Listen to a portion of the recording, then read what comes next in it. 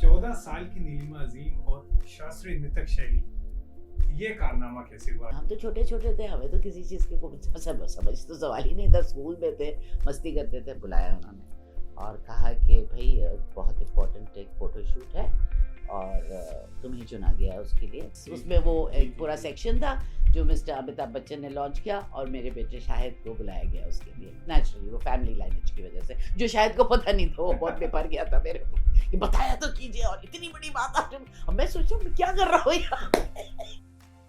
आप उनकी सबसे करीबी शिष्यों में से एक थी। अपनी इस गुरु शिष्य की गाथा से हम सबको रूबरू कराएं। He was actually, people don't know, he was a very big, very great energy, very different energy actually. So कहने का मेरा मकसद ये है कि मैंने तो जो भी सीखा है ज़िंदगी में उन्हीं से सीखा है। मैं 10 साल की उम्र से उनके पास रही। तो शाहिद, ईशान और आप अगर एक फिल्म में कास्ट किए जाएं तो उस किरदार का, उस फिल्म का क्या नाम होना चाहिए? एक बहुत इंडिविजुअल्स की कहानी होनी चाहिए कि एक माँ है लेकिन इंडिविजुअल है, बच्चे हैं एक दूसरे से मुख्तलिफ हैं लेकिन भाई हैं।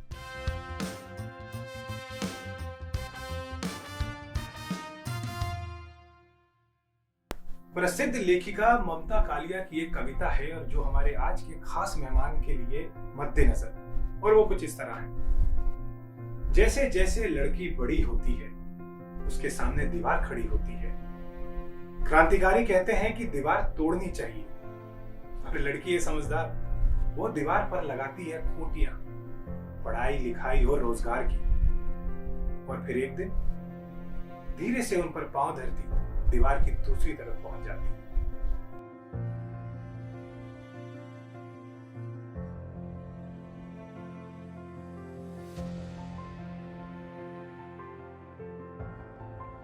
नमस्कार, मैं हूं रिदम दत्ता और आप देख रहे हैं रिदम ऑफ लाइफ। आज के हमारी खास मेहमान के लिए ये कविता बिल्कुल सार्थक है और उनका नाम है नीलिमा अजीम जी। आपका बहुत बहुत स्वागत है। बहुत खुशी है कि मैं आपके साथ आज बैठी हूँ और हम एक दूसरे को अच्छी तरह जानते हैं और ये वार्तालाप जो है होपफुली बड़ी सुंदर होगी। मेरा भी यही मानना है एकदम। आप मॉस्को में पैदा हुई, जहाँ पर ना तो हिंदी थी ना उर्दू की कोई समझ, शास्त्रीय संगीत भी नहीं था, इतना वेरिड कल्चर नहीं था। तो मेरा आपसे सबसे पहला सवाल है कि आपकी क्या दास्तान रही, और इस दौर, ऐसे दौर से भी हैं नीलिमा जी जहाँ माँ बाप की पहली ख्वाहिश थी कि अपने बच्चों को डॉक्टर्स बनाएं, इंजीनियर्स बनाएं, IAS, IFS बनाएं। आप क्या कहना चाहेंगी? एक्टर और डांसर जो आपके अंदर था, कैसे शुरुआत करेंगे इस इंटरव्यू की अपनी दास्तान से? मेरे पिताजी जो हैं और हमारी अम्मी भी, ये लोग मॉस्को गए और उस ज़माने में प्रोग्रेसिव राइटर्स का बड़ा ज़बरदस्त एक ग्रुप था और ये लोग हिंदुस्तान को एक सोशल स्ट्रक्चर देने के लिए लोगों ने through writing and literature and cinema, Khwaja Ahmad Abbas साहब सिनेमा, एंड उसमें राज कपूर साहब वगैरह ये लोग सब थे। बड़ा खूबसूरत एक ग्रुप था ऑफ इंटेलेक्चुअल्स। उसमें my father was also the youngest but the leading person. और वहाँ ये मॉस्को में रहे 4 साल। तो मेरी पैदाइश हुई वहाँ पे। अब जो पैदाइश हुई तो ऐसा हमने सुना है और हमें बताया गया है कि मैं जब कुछ 1.5 साल की हुई तो मैं ना तो हिंदी बोल पाती थी, ना उर्दू तो बहुत दूर की बात है, अंग्रेज़ी के भी एक आध शब्द नहीं थे और रशियन भी नहीं। तो मैंने एक अजीब सी तोतली ज़बान निकाली थी और उसमें मैं कथक के बोल बोलती थी। तो वो जब पहली एक आध बार सुना तो उनको लगा कि वो तोतली ज़बान में ही कुछ ततत पतत निकल रहा है। देन दे रियलाइज्ड कि नहीं, और फिर मैं करने लगी। तो 2 मोटी थी तो 2 साल की उम्र में चली, लेकिन बैठे बैठे कथक करने लगी। तो ये समझ में नहीं आया कि मतलब ये क्लांत कर रही हूँ या ये तथा कर रही हूँ या एक मूवमेंट ले रही हूँ या तत तत कर रही हूँ, बोल रही हूँ ताते थे तत। तो ये बड़ा एक मतलब जिसे कहते हैं कि अनहोनी सी थी और बड़े अद्भुत सी बात है। अब बॉम्बे आए तो यहाँ पे ये फिल्मों का थोड़ा सा एक ट्रिकल इन हुई। पास में बिल्कुल भरतनाट्यम और कथक सिखाते थे। मुझे याद है गुरु थे सत्यम जी, उनसे हमने सीखा, उनकी वाइफ से भरतनाट्यम भी सीखा। वो मार मार के सिखाती थी डंडों से। तो मैंने कहा कि मुझे तो भरतनाट्यम करना नहीं, मैं सीधे कथक जाऊंगी। तो उनकी क्लासेस 4 साल की उम्र में मैंने अपना पहला शो किया स्टेज पर। 14 साल की नीलिमा अजीम और शास्त्रीय नृत्य शैली, ये कारनामा कैसे हुआ? तो 14 साढ़े 14 साल की उम्र में मुझे बुलाया महाराज जी ने। हम तो छोटे छोटे थे, हमें तो किसी चीज़ की कोई समझ तो सवाल ही नहीं था, स्कूल में थे, मस्ती करते थे। बुलाया उन्होंने और कहा कि भाई बहुत इम्पोर्टेंट एक फ़ोटो शूट है और तुम्हें चुना गया है उसके लिए, तो फिक्र मत करना। मैं तो ऐसे वैसे हो गई, क्योंकि उस उम्र में तो इंसान इतना डर जाता है कि बाप रे क्या कह रहे हैं मुझसे। तो क्लासेस तक ठीक था। बोले नहीं अब तुम्हें करना है। तो मैंने उनके बैलेंस शुरू कर दिए थे 12 साल की उम्र से, 11.5-12 साल की उम्र से। कुछ दिनों बाद, कुछ महीनों बाद पता चला कोई स्टैम्प निकला है, Indian classical heritage series of classical dance. और पता चला मैं खड़ी हुई हूँ, आई एम रिप्रेजेंटिंग कथक। बाप रे। अब मुझे इस वक्त तक मेरे ख्याल में 15.5 साल की हो चुकी थी, 16 के टच कर रही होंगे, वो स्टैम्प आ गया। अब वो एयरपोर्ट्स पे इधर उधर हर जगह लग गया, बड़ा बड़ा और उसमें मैं खड़ी हुई हूँ। That is my first test of success. ये आपके नाना जी और पिताजी की भी एक लीनियज रही है, उन्होंने भी बहुत बड़ी बड़ी शख्सियतों को ब्रेक दिया, उसके बारे में बताएं। Mister K.A. Abbas, very smart man, and so that K.A. Abbas used to suit him a lot. और बड़ी जबरदस्त, बहुत ही चमकदार और बहुत ही गहमा गहमी वाले शख्सियत थी उनकी। तो उनके किस्से बड़े मजेदार हैं। जैसे सुरेश ओबरॉय साहब उनके पास गए तो सुरेश जी ने मुझे खुद बताया कि सुरेश जी ने जाके उनका दरवाजा खटखटाया, दस्तक दी, अंदर बैठाया गया उनको। वो तो हमारे घर की बड़ा कल्चर वाला मामला है, तहसील और बड़े प्यार से उनको बैठाया गया, वो बैठ गए। और जितने दुनिया भर के अच्छे खूबसूरत स्ट्रगलर्स थे सब वही जाते थे कि भाई यहाँ से मिल जाएगा। वो बात फैल चुकी थी कि भाई वो जज नहीं करते, वो आपको देखते हैं और फिर उसके बाद डिसाइड करते। अब ये बैठे हुए थे, हमारे नाना आए, तो अब ये पहुंच गए। अब ये आए, छोटे से थे, वायरी से, बड़े मज़ेदार, बहुत औरा था। आके पूछा कि हाँ भाई क्या है, बातचीत शुरू हुई। अब थोड़ी देर जब बातचीत शुरू हुई तो उन्होंने कह दिया गलती से, उनको इम्प्रेस करने के लिए, कि मैं तो बहुत बड़ा फ़ैन हूँ आपका। यानी कि किस चीज़ का, मेरी शक्ल का, मेरी आवाज़, किसका फ़ैन है आप? आपकी फिल्मों का। अच्छा एक आध नाम तो बताइए। मैंने कौन सी फिल्में बताई? बिकॉज वो फिल्में बनाते थे, सोशली बहुत रेलेवेंट फिल्में होती थी। अभी अवार्ड भी एक खास बना है ख्वाजा अहमद अब्बास साहब के नाम से, जो शाहिद फिल्म को मिला था। यस, उसमें वो एक पूरा सेक्शन था जो मिस्टर अमिताभ बच्चन ने लॉन्च किया और मेरे बेटे शाहिद को बुलाया गया उसके लिए। नेचुरली वो फैमिली लाइनेज की वजह से, जो शाहिद को पता नहीं था, वो बहुत बेपर गया था मेरे को कि बताया तो कीजिए, और इतनी बड़ी बात आप। मैं सोचा मैं क्या कर रहा हूँ यार। खैर वो एक अलग दास्तान है मेरी बेवकूफ़ी का। नादानी कह ले तो ज्यादा रिस्पेक्टफुल हो जाएगा। तो एनीवे ये हुआ। तो सुरेश जी ने वो तो बिल्कुल खुद ही बताया मुझे। हम लोग बैठे हुए थे सेट पे, बता रहे थे, इतना घबरा गया मैं तो पसीने आ गए, एक नाम नहीं आ रहा मेरे दिमाग में। उनका कैसे आएगा, इतनी पॉपुलर फिल्में थोड़ी ना होती थी। उन्होंने धरती के लाल, 2 बूंद पानी, शहर और सपना, बम्बई रात की बाहों में, 4 दिल 4 राहें, मीना कुमारी, और ये लोग ग्रेट परफॉर्मेंसेस। शम्मी कपूर उस पर खास नए आए थे। सुरेश जी जो हैं वो हकलाने लगे, इतनी खूबसूरत आवाज, भारी सी, और क्या पर्सनालिटी। लेकिन उस वक्त वो कह रहे थे कि मैं चूहे से भी छोटा हो गया था। मैंने सोचा किधर बात, झूठ मत बोलो मुझसे, आई डोंट लाइक लाइज। कह दो तुम मुझे नहीं जानते और तुम आए हो एक ब्रेक के लिए, कह दो इसमें क्या बात है। I don't expect youngsters to see my film. I can never forget him. He taught me my first lesson, to be honest. हम छोटे छोटे थे, हम बैठे रहते थे, कभी हमारे पेरेंट्स का वो ब्लिट्स का चलता था, कभी बड़ी मतलब बातें कैफी साहब आ गए आपके, सरदार जाफरी, राही मासूम रजा, किशन चंदर, उनके घर हम लोग जाते ही रहते थे। सलमा आंटी हमें खूब खिलाती पिलाती थी, कैफी साहब के यहाँ मोती खाले आई, शौकत खाला हमें खूब बैठा के गोदी में खिलाती थी पिलाती थी, पटापटी के करारे बनाती, मतलब बड़ा मजा आता था हम लोगों को।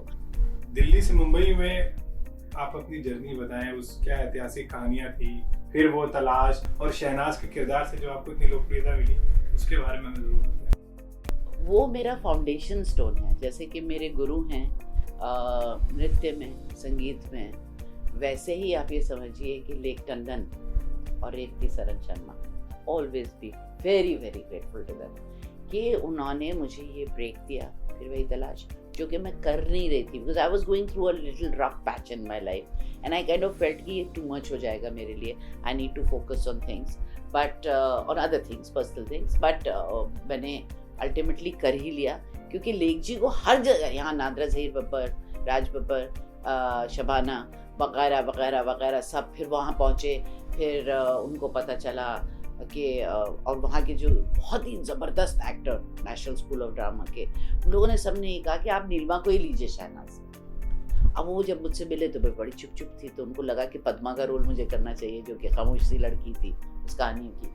बट बाद में सब लोगों ने कहा नहीं नहीं, पद्मा तो मिल जाएगी, लेकिन ये शहनाज का जो है कैरेक्टर, ये कहाँ से मिलेगा। तो शहनाज हुआ। तो वो 2-2.25 साल शूटिंग चली। हालांकि वो सिर्फ 28 एपिसोड का एक प्रोग्राम था, वो भी कमीशन प्रोग्राम था दूरदर्शन का। लेकिन लेक जी ने ठान लिया, बोले ये मैं ख़त्म करूँगा, जो भी रेड टेपिज्म हो रही है, जो भी हो रहा है, इसके खिलाफ मैं लड़ूंगा और मैं इसको रिलीज करवाऊंगा, अपने लिए नहीं, नीलिमा के लिए। That became the stepping stone to everything in the future after that, जिसकी वजह से आज मैं आपके सामने बैठी हूँ और शाहिद और शांत आपके सामने हैं ही, चमकते सितारे, खूबसूरत। और आपको रेम्यूनरेशन भी मिला था, इसके पीछे भी एक कहानी है। एक ऐसा दौर आया मेरी जिंदगी में जिसमें मुझे एक बहुत ज़बरदस्त डिसीजन लेना था कि मैं कथक को परस्यू करती रहूं दिल्ली में रह के। तो वो मुझे इतना ज़्यादा मंजूर नहीं था। उसकी वजह ये थी कि मैं अब सिंगल थी और अलैदगी हो चुकी थी अपने पति से, और बच्चा मेरा बहुत छोटा था। और अब नाचने का मतलब ये था कि शायद तो मेरे साथ खूब घुमा, यूरोप घुमा, रशिया घुमा, कहाँ नहीं गया, मेरे साथ बैठ के जाता था और मेरे परफॉर्मेंसेज होते थे। अब उसका स्कूल सीरियसली शुरू हो रहा था। तो मुझे एक ये डिसीजन लेना था कि क्या मुझे दिल्ली में अब रहना है या मुझे कुछ और दरवाजे खोलने चाहिए, ये सोच के कि मुझे अपने बच्चे को किस किस्म की ज़िंदगी देनी है। यहाँ से मेरी ये जर्नी शुरू हुई कि मैंने एक फिल्म की इंटरव्यू CPC के साथ दिल्ली में, and interview was the name of the film. मुझे 4,500 रुपये मिले और वो 4,500 रुपये लेके मैं बॉम्बे आ गई। नीलिमा जी, हिंदी फिल्म इंडस्ट्री के कुछ उस दौर की बातें बताएं, क्या अनुभव आपका रहा, आज के में क्या फ़र्क दिखती हैं आज की हिंदी फिल्म इंडस्ट्री उस ज़माने से लेकर अब तक का, क्या अनुभव रहा आपका? आज के नवा कलाकारों से, उन युवक से, उन यंग लोगों से, यंगस्टर्स से जो कुछ करना चाहते हैं कला की दुनिया में, आप सिनेमा को अलग ना समझिए। आप सिनेमा को एक ग्लैमरस रैंप मत समझिए। आप सिनेमा को ये मत समझिए कि आपके पास शक्ल सूरत है या आप अपने शहर के सबसे खूबसूरत लड़की हैं या लड़का हैं तो बस हो जाएगा। ऐसा नहीं है। It's a very technical field, and acting, if you read books on acting, you will realize what a long and difficult, and I don't like to use the word difficult, but जिसे कहते हैं arduous journey. Cinema is larger than us, film is larger than us, music and dance is larger than us, and we are a beautiful part of it, or not so beautiful, that we have to choose. As simple as that. कुछ चीज़ें पहले से बेहतर हो गई naturally. With everything turning into a corporate, it's become very organized. There is a system, there is something to follow. You know that your film will be made this way, with this kind of a budget, it's clean money, and then how it's going to be released one day. All that has become very good, but it's a lot of this. It's a lot of mathematics. I feel the art is getting lost in the mathematics. Maths is taking over. Yes. Definitely. हम सबके जिंदगी का इम्तिहान चलता रहता है और हम सबको देना होता है। हमारा ये भी सोच है कि जब इम्तिहान चल रहा होता है तो एक पेपर से दूसरे पेपर के बीच कोई अंतराल नहीं होता है जी। तो जब आपके साथ ऐसा कुछ हुआ तो आपने अपना संतुलन कैसे बनाया? आपके जीवन, उसका पथ, उस पे चलन, ये हमें समझ में आता है। अब ठीक है, कैप्शंस हो गए हैं, स्लोगन्स हो गए हैं, हेडिंग्स हो गई हैं, टाइटल्स हो गए हैं, लेकिन कंटेंट भी तो नहीं। हमारे वक्त में कुछ बहुत अच्छी चीज़ें थी। हर जनरेशन को अपने वक्त से बहुत मोहब्बत होती है, लेकिन उसको परे रख के आई वुड लाइक टू से एक बहुत ही फेयर अंदाज से, डिटैच्ड अंदाज से, कि भाईचारा बहुत खूबसूरत था हमारे ज़माने। उसमें फिर वो मर्की भी था, क्योंकि भाई वो भाईचारे में रिश्तों की कॉम्प्लिकेशंस वगैरह थी, लेकिन बड़ी गर्मा गर्मी थी। पता नहीं कहीं दिल का मामला, वो बुद्धूपना, वो भोलापना, वो बेवकूफ़ियाँ, वो अटखेलियाँ, वो बेबाकपन मुझे लगता है कम हो गया। आपने बॉम्बे से मुंबई भी देखा है, इस जी। अनुभव के बारे में बताइए। बॉम्बे से मुंबई जो हुआ है, ये मुझे पसंद नहीं। नहीं आप बॉम्बे जब मैं 6 साल की थी, Bombay which is so cool, Bombay के गाने हैं इस तरह के कि बम्बई मेरी जान, you know, these are the songs, this is what we have grown up on Dev Saab's Topi, and we've grown up on Shammi Kapoor's dancing, and we've grown up on Dilip Saab's dialogue delivery. Bombay था वो, that was like Raj Kapoor साहब जैसे आते थे और कहते थे कि भाई जीना यहाँ मरना यहाँ। By the way that is my grandfathers film, मेरा नाम जोकर, ही रोट इट। सो कहने का मेरा मतलब ये है कि बम्बई बहुत एक बड़ी लंबी बाहें हैं ये, जिसके बीच में एक बहुत सीना चौड़ा सीना है, जिसमें हर इंसान को संभाल लेता है। वो मोहब्बत, वो एकता, वो सेक्युलरिज्म, वो वननेस, कहने का मेरा मतलब वो भाईचारा, वो अब मुझे ऐसा लगता है कि in a way it's called modernity, but it isn't, it's just a very cold place, it's also very hard. So I think Mumbai is not only for the Maharashtra, Bombay is for anybody and everybody from every part of the world. महान पंडित जी बिरजू महाराज जी, जो जिनको बहुत प्यार मिला, बहुत इज्जत मिली, आप उनकी सबसे करीबी शिष्यों में से एक थी। अपनी इस गुरु शिष्य की गाथा से हम सबको रूबरू कराएं। मैं क्या कहूँ, रिदम मेरे तो जिंदगी का रिदम ही वहाँ से है, सारी लय सारा सुर महाराज जी से है। मैं जो भी हूँ आज उनके आशीर्वाद से हूँ। जो खूबसूरती अगर कभी मेरे किसी काम में देखी होगी आपने, तो वो जो एक समंदर है जहाँ से हम लोग कतरा कतरा निकले हैं, वो तो महाराज जी की तालीम है, महाराज जी की ही। He was actually, people don't know, he was a very big, very great energy, very different energy actually. So कहने का मेरा मकसद ये है कि मैंने तो जो भी सीखा है ज़िंदगी में उन्हीं से सीखा है। मैं 10 साल की उम्र से उनके पास रही। डिविनिटी तो वो हमें महाराज जी के साथ हमेशा मिला, that under the water feel, always in meditation. आपके दोनों सुपर सन्स शाहिद और Ishaan, they are fantastic dancers. उनकी डांस की जर्नी कैसी रही, आपका कितना योगदान रहा? शाहिद ने बहुत कुछ अब्जॉर्ब किया स्पॉन्ज की तरह, क्योंकि जब वो छोटा था तो मेरे साथ बहुत रहा है उस दुनिया में, डांस एंड म्यूजिक थिएटर की दुनिया में रहा है, और मेरे साथ कथक के अंदर बहुत ऑफन जाता था। महाराज जी की गोदी में बैठ के क्लासेस देखता था और सारे डांसर्स को देखता था। यहाँ तक कि मेरे साथ उसने बहुत सारे परफॉर्मेंसेस, स्टेज पे मंच पे बैठ के, उसने म्यूजिशियंस के साथ मंच पे बैठता था, खूबसूरत शेरवानी पहन के, बहुत ब्यूटीफुल आईज उसकी, मैं कभी नहीं भूल सकती कैसे वो देखता था मुझे डांस करते हुए ऐसे करके। एंड उसने बहुत कुछ इम्बाइब कर लिया उसमें, rhythm, melody, ताल, movement, and the whole glory of dance actually, the beauty of dance. Shahid का मुझे एक बहुत मज़ेदार किस्सा याद है। मेरी भतीजी मुझसे सीख रही थी, मेरे भाई की बेटी है, बिटिया छोटी सी है, 1.25 साल छोटी है वो शाहिद से, और ये दोनों बड़े लंगोटिया यार साथ तीनों मुझसे सीखने लगी। और सीखते सीखते उसको शायद एक चीज़ समझ में नहीं आ रही थी, तो शाहिद दौड़ता हुआ आया और बोला, ओहो इसमें क्या मुश्किल है, देखो ऐसे है। और जब उसने फटाफट करना शुरू कर दिया मेरे सामने उसको दिखाने के लिए, ताकि उसको छुट्टी मिले और वो खेलने जाए, तब मैंने कहा अरे बाप रे, ये तो कथक डांसर बन जाएगा। मैं इस मामले में बड़ी खराब थी कि नहीं I don't want my son to be a Kathak like dancer, और ये बड़ी एफेमिनेट चीज़ है फलाना ढमकाना, जबकि I had such a wonderful गुरु। शायद has got a lot of talent for dancing and movement and rhythm and form. His dancing has got a lot of form. So I felt, oh my God, he's got my limbs. Oh my God, he's got my form. Oh my God, he's got my lines. Oh my God, he's got that extra something. He's just shining like a star on stage, and वो अलग से ही दिखता था शायद, he would bounce more, he would dance more, and he had some other level of energy and beauty to him, and his eyes I will never forget. हर चीज़ में उसकी आँखें जो बोलती थी ना, very soulful eyes, I must say. You can always see his eyes are full of dreams, and dreamy eyes. तो बस यही था। तो this is how Shahid became a dancer. Ishan has always seeked out what he wants. He's very individual.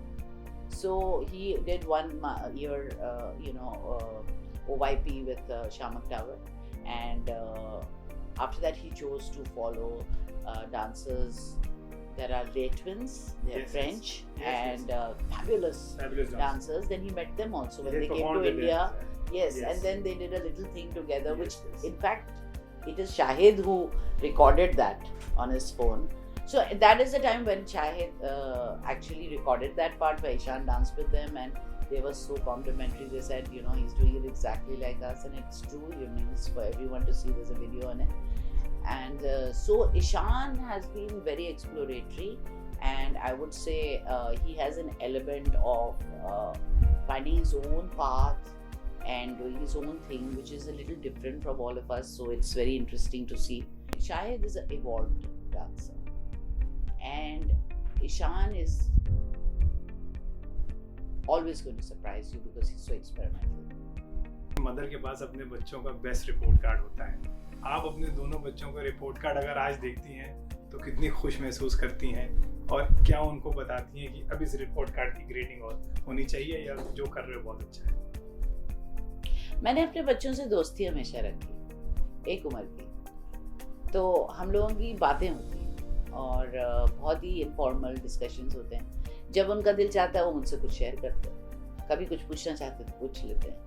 मैं अपनी तरफ से बहुत ज़्यादा अपनी शख्सियत को उनके ऊपर हावी नहीं होने देती। उसकी वजह यह है कि मैंने बहुत छोटी उम्र से देखा कि जो बच्चे एक बहुत भारी भरकम शख्सियत के साथ बड़े होते हैं, उनके माँ या बाप, तो उनकी अपनी इंडिविजुअलिटी दब जाती है, खो जाती है कहीं, और इसका ख्याल मैंने हमेशा बहुत रखा। तो मैंने बच्चों को हमेशा उनको उनकी स्पेस दी, और उनको एक बहुत खूबसूरत सा, जैसे प्लांट होता है, वो इंडोर प्लांट है कि वो आउटडोर प्लांट है, उसकी मिट्टी क्या है, उसका क्या किस रंग रूप में वो खूबसूरत होगा, कौन सी हवाएं और किस किस्म की धूप उसको चाहिए, वो मैंने हमेशा ऊपर वाले पे छोड़ दिया। बच्चे जो हैं वो आपका हिस्सा होते हैं, लेकिन आप उनको ओन नहीं करते।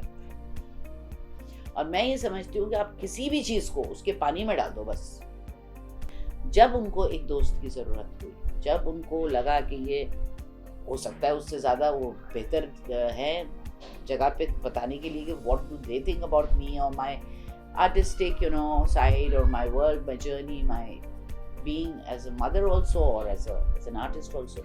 I think they are in the right place to really answer these questions. But like I said, I always gave them space to grow and give them the ambience. आपकी लाइफ का एक नया chapter भी है नीलिमा जी, वो है दादी का। तो वो कैसा फेज है ये लाइफ का, और कैसे, क्या वो आपसे दोनों बच्चे डांस की कोई टिप्स लेते हैं? मेरी जो बहुत ही जान मेरी जैसे पोती है मीशा, वो आती थी क्लासेस में। ये कोविड से पहले की बात है, जब मैं क्लासेस रेगुलरली ले रही थी, and she used to also love it. और वो उससे she took to it so much कि उसने तबला भी हाथ में ले लिया, उसने हारमोनियम भी हाथ में ले लिया, उसने खड़े होकर डांस भी खूब किया। तो अब मैं क्लासेस शुरू करने वाली हूँ और उसमें फिर वो एक रेगुलरली आएगी। जहाँ तक जैन का सवाल है, I do feel that he has a lot of music in him. He may also turn out to be a fabulous dancer क्योंकि उसके veins में है. He is his papa's son and very attached to his chachu also. So is Misha. And Misha के अंदर मैं बहुत कथक देखती हूँ और नाच देखती हूँ, और जब से वो पैदा हुई है वो नाच रही है, और अपने पॉप के साथ उसके तो इतने क्यूट पापा के साथ वीडियोस हैं जिसमें वो 1 साल की भी नहीं है, and she's dancing with him. तो शाहिद, ईशान और आप अगर एक फिल्म में कास्ट किए जाएं तो उस किरदार का, तो उस फिल्म का क्या नाम होना चाहिए? हमारी ज़िंदगी से रिलेटेड जो चीज़ें हुई हैं वो बहुत अनहोनी हैं और कुछ अलग हैं हटके।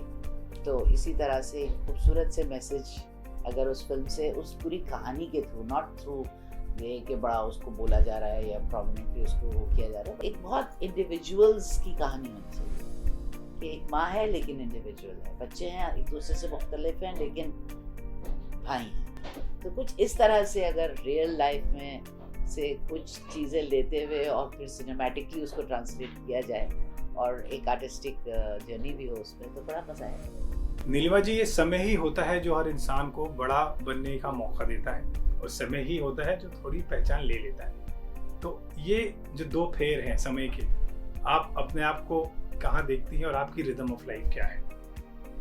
जहाँ तक रिदम ऑफ लाइफ रहा तो वो तो पंडित बिरजू महाराज जी से हमेशा जुड़ा रहेगा, और वही तात ही थई तत् ओम तत्सत में ही हम रहेंगे।